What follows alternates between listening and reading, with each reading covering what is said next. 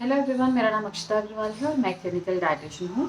आज जो टॉपिक मैंने इस वीडियो के लिए चूज़ किया है वो है ब्लोटिंग। ये एक रिक्वेस्टेड टॉपिक है। तो काफ़ी सारे पेशेंट्स जो हैं वो एट सम पॉइंट और दी अदर ब्लोटिंग की कंप्लेन करते हैं और कई बार वाटर रिटेंशन को और ब्लोटिंग को आपस में कंफ्यूज कर जाते हैं, इनको इंटरचेंजेबली यूज़ करते हैं। तो इस वीडियो के अंदर मैंने सोचा कि हम लोग ब्लोटिंग को डिस्कस करें, जिसमें हम लोग पहले तो ये समझेंगे कि क्या कॉजेज़ हैं, किस वजह से ब्लोटिंग हो जाती है। देन हम लोग इसकी रेमेडीज डिस्कस करेंगे एंड फाइनली हम difference between bloating and water retention इसको देख लेंगे, ताकि अगर आप किसी डॉक्टर को अपनी प्रॉब्लम रिपोर्ट कर रहे हैं तो आप उन्हें एग्जैक्टली बता सकें कि क्या आप ब्लोटेड फील कर रहे हैं या फिर आपको वाटर रिटेन हो रहा है। तो अब हम लोग सबसे पहले स्टार्ट करते हैं कि ब्लोटिंग होता क्या है। कई बार ऐसा होता है कि हम लोगों को स्टमक में डिस्कम्फर्ट फील होता है, जिसमें हम लोगों को ऐसा लगता है कि स्टमक बहुत ज़्यादा टाइट हो रहा है, बहुत हैवीनेस फील हो रही है, या बहुत ज़्यादा जो स्टमक है वो मतलब डिस्कम्फर्टेबल फील हो रहा है। तो ये जो फीलिंग होती है इसको ब्लोटिंग की तरीके से डिनोट किया जाता है। और ब्लोटिंग जो है वो सिर्फ एब्डोमिनल ब्लोटिंग नहीं होती, डिफरेंट पार्ट्स ऑफ बॉडी में ब्लोटिंग हो सकती है।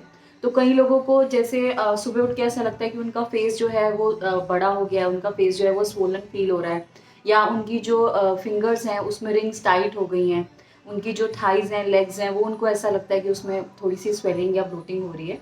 तो ब्लोटिंग जो है वो किसी भी पार्ट ऑफ द बॉडी में हो सकती है, डिपेंडिंग ऑन कि उसका कॉज क्या है। तो अब हम लोग कॉजेज डिस्कस कर लेते हैं। जो सबसे कॉमन कॉज है ब्लोटिंग का वो है इंडाइजेशन। अब इंडाइजेशन के अंदर बहुत सारे कारण हो सकते हैं जिसकी वजह से आपको इंडाइजेशन हो रहा है एंड इन टर्न आपको ब्लोटिंग हो रही है। तो सबसे कॉमन जो इसका कारण है वो है कॉन्स्टिपेशन। जो भी लोगों को रेगुलर बेसिस पे कॉन्स्टिपेशन रहती है अक्सर उनको ब्लोटिंग रहती है।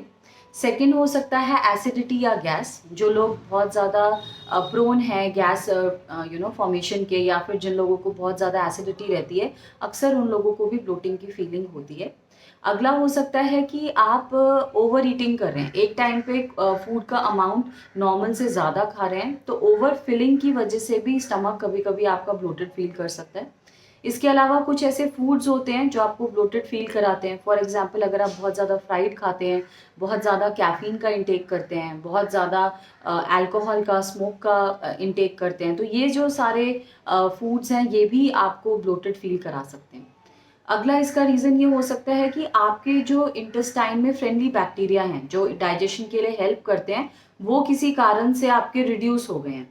तो या तो आपका एंटीबायोटिक का बहुत लंबा कोर्स चला, या फ्रीक्वेंटली आप एंटीबायोटिक्स ले रहे हैं लेकिन प्रोबायोटिक्स नहीं ले रहे, तब भी ये कम हो जाता है। या आपको B12 की डेफिशिएंसी है, उसकी वजह से भी ये गट बायोटा कम हो जाता है। तो इन सूरतों के अंदर भी डाइजेशन जो है वो सफ़र करता है और उस वजह से आपको ब्लोटिंग रह सकती है। तो ये कुछ कॉमन कारण हैं जिन जो डाइजेशन से रिलेटेड ब्लोटिंग को कॉज कर सकते हैं। एंड इस तरह की ब्लोटिंग यूजुअली आपके जो एब्डोमिनल एरिया है उसमें होती है। ये इजीली फिक्सेबल होती है और ये टेम्पररी होती है। सेकेंड टाइप ऑफ ब्लोटिंग हो सकती है हार्मोनल ब्लोटिंग। जैसे कोई भी हार्मोन चेंज आपकी बॉडी के अंदर आता है तो उसकी वजह से आपकी बॉडी ब्लोटेड फील करती है।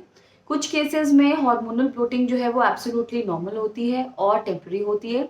जैसे ही वो हार्मोन सेटल होते हैं ये ब्लोटिंग भी अपने आप ही ठीक हो जाती है। इसके लिए किसी भी तरह की मेडिकेशन का या किसी भी तरह के कोई इंटरवेंशन की ज़रूरत नहीं पड़ती, कुछ आपको करना नहीं पड़ता अपने एंड से। तो इसके कॉमन एग्जांपल्स है, जैसे पीरियड्स के दौरान ब्लोट होना एब्सोल्युटली नॉर्मल है। जैसे ही आपके पीरियड्स फिनिश होंगे ब्लोटिंग खत्म हो जाती है। प्रेगनेंसी के दौरान ब्लोट होना बहुत नॉर्मल है। मेनोपॉज के टाइम पे जब आपके पीरियड स्टॉप हो रहे होते हैं उस टाइम पे भी ब्लोटिंग ऑन एंड ऑफ होना एब्सोल्युटली नॉर्मल है। बट कुछ ऐसे हार्मोन इम्बैलेंसेस हो जाते हैं जिसके अंदर ब्लोटिंग होती है और इनके अंदर आपको इंटरवेंशन की ज़रूरत होती है, क्योंकि इसमें जो ब्लोटिंग होती है वो टेम्पररी नहीं होती। जब तक वो हार्मोन इम्बैलेंस रहेगा आपको ये ब्लोटिंग रहेगी। तो ऐसे एग्जाम्पल्स हम देख लेते हैं। फॉर एग्जाम्पल, आपको PCOD है तो आपको ब्लोटिंग रह सकती है।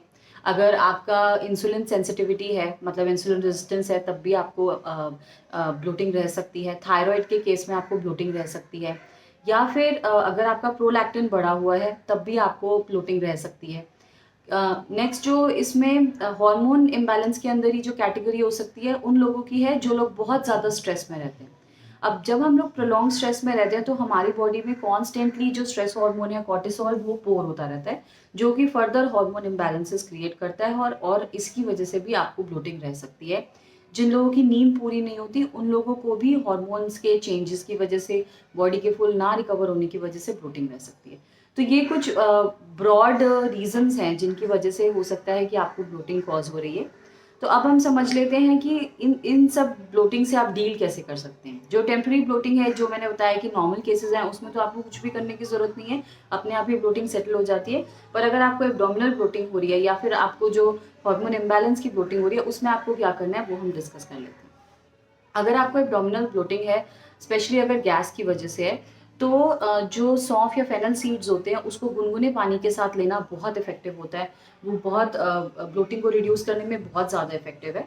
तो अगर आप सिवियर ब्लोटिंग से डील कर रहे हैं तो इस पानी को 150 ml एट वन गो और up to 2 to 3 times in a day आप ले सकते हैं। और अगर आप माइल्ड ब्लोटिंग से सफ़र कर रहे हैं तो वंस इन अ डे भी अगर आप ले लेंगे तो it will really help you.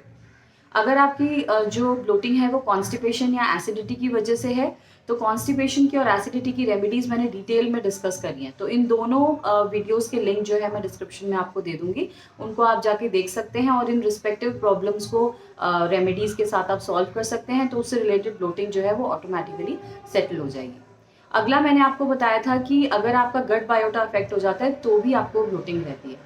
तो उसके लिए आप क्या कर सकते हैं, अपना विटामिन B12 आप चेक करवाइए। अगर लेवल्स लो निकलते हैं, जो कि ज़्यादातर वेजिटेरियंस में स्पेशली ज़रूर निकलते हैं, तो उसकी जो रिक्वायर्ड सप्लीमेंटेशन है वो लीजिए। इसके साथ ही साथ आप प्रोबायोटिक्स का इंटेक कीजिए। जो सबसे कॉमन एग्जाम्पल उसका है वो है कर्ड्स एंड ग्रीक योगर्ट्स। उनका इंटेक आप अपने रूटीन के अंदर रखिए। ये भी आपकी ब्लोटिंग को रिड्यूस करने में आपकी बहुत ज़्यादा हेल्प करेंगे। अगला जो चीज़ है, जैसे मैंने आपको बताया कि कुछ फूड्स भी आपको ब्लोट करते हैं, तो ये इंश्योर कीजिए कि आप बहुत excess intake of salt, excess intake of sugar, excess intake of fried या अल्कोहल, कैफीन, सिगरेट्स, इनको अवॉइड करें। जितना फूड को आप मॉडरेशन में लेंगे, लिमिटेड अमाउंट में लेंगे, उतना आप ब्लोटिंग से बचे रह सकते हैं। फाइनली जो भी मील्स आप लेते हैं उसे आप स्मॉल एंड फ्रीक्वेंट फैशन में लीजिए। एक टाइम पे लार्ज मील अगर आप खाते हैं तो ब्लोटिंग होने के चांसेस बहुत हाई हो जाते हैं। तो आपको क्या करना है कि मान लीजिए अभी आप दिन में 4 बार खा रहे हैं, तो 4 बार ना खा के आप 8 बार खाइए। एक टाइम पे कम अमाउंट लीजिए पर उसकी फ्रीक्वेंसी बढ़ा दीजिए। तो अभी अगर आप 6 घंटे में खाते हैं तो हर 2.5 से 3 घंटे में आप खाइए। आप देखेंगे कि आपको ब्लोटिंग के अंदर बहुत ज़्यादा रिलीफ आ रहा है। अब हम लोग एड्रेस कर लेते हैं हार्मोन इम्बैलेंस की। अगर हमको ब्लोटिंग हो रही है तो हमको क्या करना चाहिए। हार्मोन इम्बैलेंस के अंदर 3 चीज़ें बहुत इफेक्टिव हैं। सबसे पहली है वॉकिंग। अगर आप किसी तरह की फिजिकल एक्टिविटी नहीं करेंगे तो जो हार्मोनल इम्बैलेंसेस हैं वो बिल्ड होते जाएंगे, वो इंक्रीज होते जाएंगे और उसकी वजह से जो ब्लोटिंग है उससे रिलेटेड वो भी इंक्रीज होती जाएगी। तो every day 20 to 30 minutes of walking आप इंश्योर कीजिए। वॉकिंग से आपको एब्डोमिनल ब्लोटिंग में भी आराम मिलेगा, जो कि आपके डाइजेशन की वजह से है। तो कभी कभी ऐसा भी होता है कि मेटाबॉलिज्म स्लो हो जाता है हार्मोन चेंजेस की वजह से, और जिसकी वजह से आपको डाइजेस्टिव ब्लोटिंग भी रहने लगती है। तो ये जो वॉकिंग है ये दोनों प्रॉब्लम्स को सॉल्व करेगा। अगर आप मील खाने के बाद 10 मिनट वॉक कर सकते हैं तो उससे बेटर कुछ भी नहीं है। अदरवाइज पूरे दिन में कोई भी एक टाइम चुन के आप 30 मिनट्स वॉक कर लीजिए, वो आपको ब्लोटिंग को कम करने में बहुत हेल्प करेगा। सेकेंड चीज़ जो आप कर सकते हैं वो है प्रॉपर स्लीप। अगर आपकी नींद पूरी होगी, अगर आप ढंग से सोएंगे तो उससे बॉडी की काफ़ी हद तक रिकवरी भी होती है और बैलेंस स्ट्राइक करने में बहुत आसानी होती है हॉर्मोन्स की। तो इसलिए एक 7 to 8 आवर्स की स्लीप बहुत ज़रूरी है आपके लिए। स्लीप के ऊपर भी मैंने डिटेल में वीडियो किया है जिसमें मैंने पूरा समझाया कि क्या फूड्स आपको हेल्प कर सकते हैं डीप स्लीप लेने के लिए, कितनी ड्यूरेशन ज़रूरी है, कितने से कितने बजे तक आपको सोना चाहिए। तो उसका भी लिंक मैं आपको डिस्क्रिप्शन में दे दूँगी, उसे भी जाके आप देख सकते हैं और उन चेंजेस को अपने रूटीन के अंदर इनकॉर्पोरेट कर सकते हैं। अगला जो है वो है स्ट्रेस मैनेजमेंट। जैसे कि मैंने बताया कि जो लोग बहुत ज़्यादा स्ट्रेस में रहते हैं उनको भी अक्सर हार्मोन इम्बैलेंसेस हो जाते हैं और उसकी वजह से फर्दर ब्लोटिंग हो जाती है। तो स्ट्रेस मैनेजमेंट करना बहुत इंपॉर्टेंट है और उससे रिलेटेड मैंने 2 डिटेल वीडियो करे हैं। अगेन मैं आपको रेमेडीज़ के साथ डिस्क्रिप्शन में दे दूंगी लिंक, आप उसको प्लीज़ जाके चेकआउट कर लीजिए और उन चेंजेस को अपने रूटीन के अंदर इनकॉर्पोरेट कर लीजिए। फाइनली आपको एंटीऑक्सीडेंट्स का इंटेक करना है डाइट के अंदर। जितने ज़्यादा एंटीऑक्सीडेंट्स आप खाते हैं उतना वो स्ट्रेस को कम करने में मदद करते हैं। जितना स्ट्रेस कम होता है उतनी ब्लोटिंग कम होती है।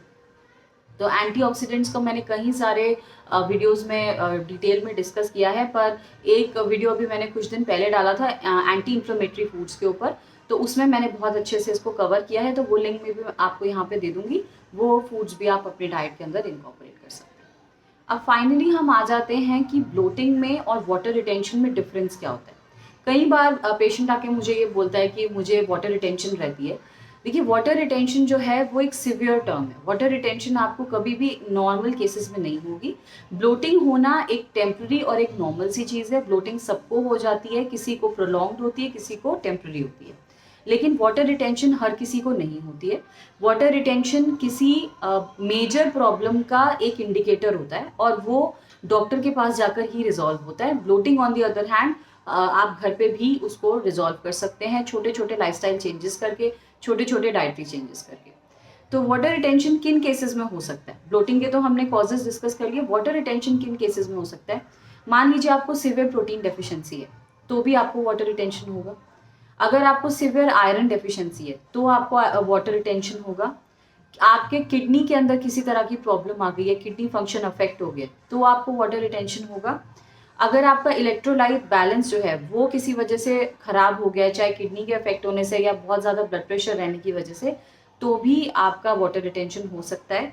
एंड फाइनली जो लोग बहुत ज़्यादा सॉल्ट का इंटेक करते हैं, क्योंकि सॉल्ट की टेंडेंसी होती है वाटर को बॉडी में होल्ड करने की, तो जो लोग बहुत ज़्यादा सॉल्ट का इंटेक करते हैं उनको भी वाटर रिटेंशन रह सकती है।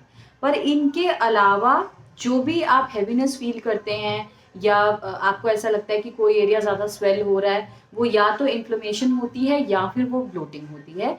तो वाटर रिटेंशन टर्म उसमें आप नहीं यूज़ कीजिए, क्योंकि वाटर रिटेंशन में एक सीरियस नेस आ जाती है, एक सीरियस इंडिकेटर है वो।